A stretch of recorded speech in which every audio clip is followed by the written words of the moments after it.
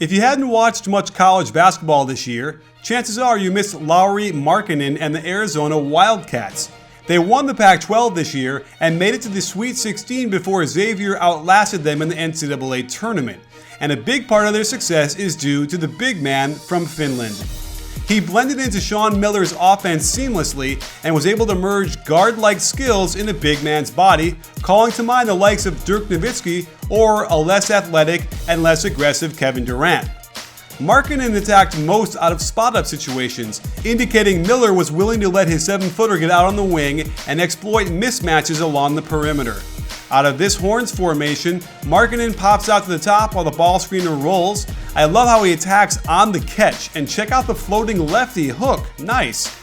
He understands how to take advantage right on the catch and get middle from all over the floor. Another lefty half hook, and the foul shows you his high degree of skill and touch. Same kind of attack from the top, but notice the off-foot finish lefty. Not easy to do, and he pulls it off with ease, off the glass no less.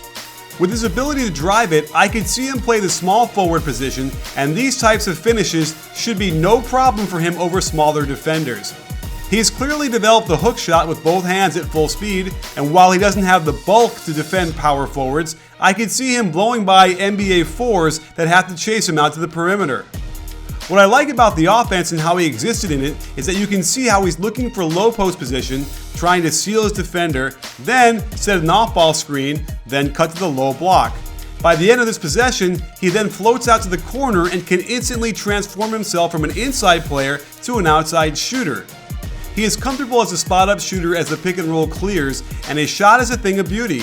He hops, one motion, quick release, and was an elite shooter from back there. He's got two advantages with his jump shot. One, he's 7 feet tall, and two, he's got a hyper quick release. This will be huge for him once he gets to the NBA, as he'll need every advantage he can get. And if he continues developing his off the bounce step back threes, look out. This is the type of move that gets you to 20 points a game. He's also got a serious pick and pop game where he can use the threat of his shot to get by defenders and watch another off-foot lefty layup over the big man. More attacking off the catch as he finds space after the ball screen, and I also like this finish, the left-right off 2 feet in rhythm jump, high off the glass, away from the shot blocker. He doesn't set very physical screens at all, something he's going to need to improve dramatically, but his slip screen game is strong, and he can make shots at the basket and as a mid-range shooter. Let's face it, he's a tough guy to guard. This is where the pro scouts start drooling when they watch him set a screen, flare into the open space, and catch and shoot deep threes like this one.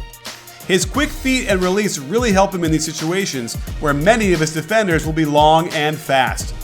And that shot scares defenses enough to over-pursue their closeouts, allowing him to put the ball on the floor where he's shown signs of strong finishes off dunks, but can also make difficult catches in traffic and still finish over the defender with nice touch in the lane.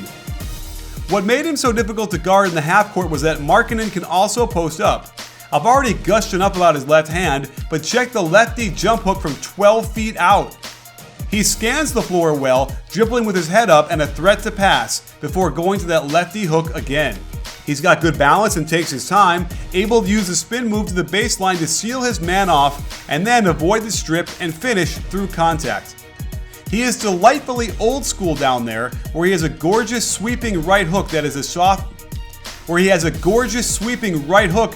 shot softly with touch. And Arizona used the ball screen roll to get him good low post position, an action lots of NBA teams run. If he's playing small forward, he should have this kind of advantage for the lob and finish.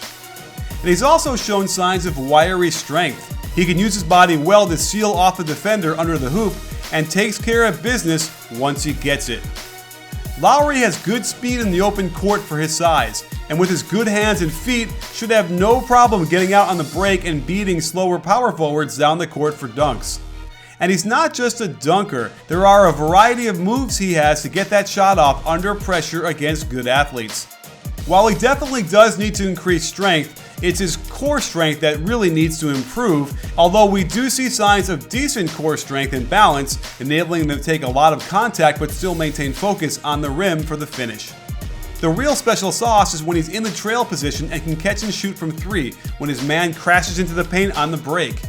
These are the shots that Porzingis and Embiid get when their men don't find them quickly enough and cause nightmares for the defense. Defensively is another story. His posture is bad. His head is way too far forward in his stance, and it makes him a lot slower than he already is.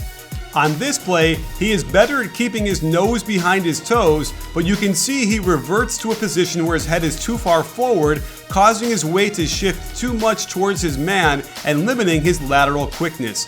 That said, he's long and jumps well and has been able to recover from these issues from time to time.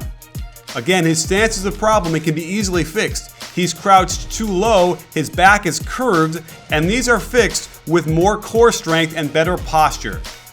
It's unclear how long it would take to teach proper posture and positioning, but there's a solid defender in there somewhere. He just hasn't been taught how to find it.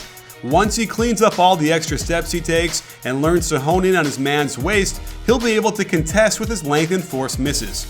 Until then, he'll struggle moving laterally to keep his man in front, and savvy NBA vets will know how to get him in foul trouble. So there you have it, sports fans. Lauri Markkanen is, in my opinion, the best 7-footer in this draft. He's got extraordinary skills for someone so young. His game is tailor-made to be a power forward in small ball lineups, and if he gets with the right strength and conditioning coach, he could make an impact on the defensive end as well. Keep your eye out for him next season. If he goes to the right team and is in the right situation, he'll be competing for Rookie of the Year honors.